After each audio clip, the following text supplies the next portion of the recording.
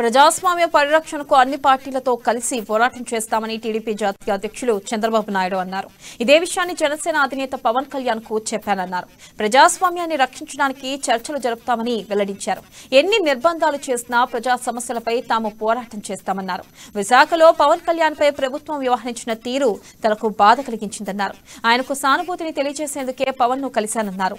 పవన్ ను తిరగనీయకుండా చేయాలని ప్రభుత్వం కుట్రలు చేస్తుందని, ఇదేనా ప్రజాస్వామ్యం అని చంద్రబాబు ప్రశ్నించారు.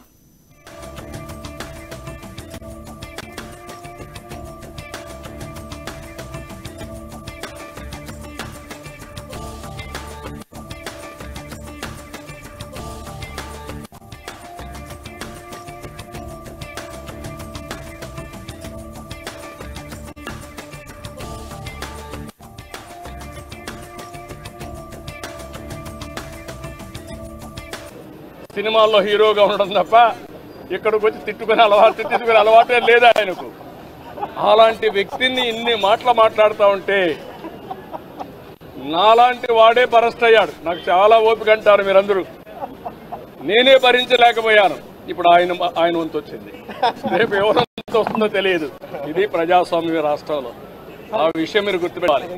మీరేంటంటే ఏం చేయబోతున్నారు అది కాదు ఇష్యూ. ఇక్కడ ప్రజాస్వామ్యాన్ని కాపాడుకోవాలనే ప్రజాస్వామ్య హితులందరూ జాయిన్ కావాలి. ముందు ప్రజాస్వామ్యాన్ని కాపాడదాం. ఏ ఊరికైనా సరే స్వేచ్ఛగా పోయి ఒక మీటింగ్ పెట్టుకోవడం, ఏ ఊర్లో అయినా సరే స్వేచ్ఛగా పోయి ప్రజా సమస్యలు తెలుసుకునే పరిస్థితి రోజు లేదు. అది ముందు ఎస్టాబ్లిష్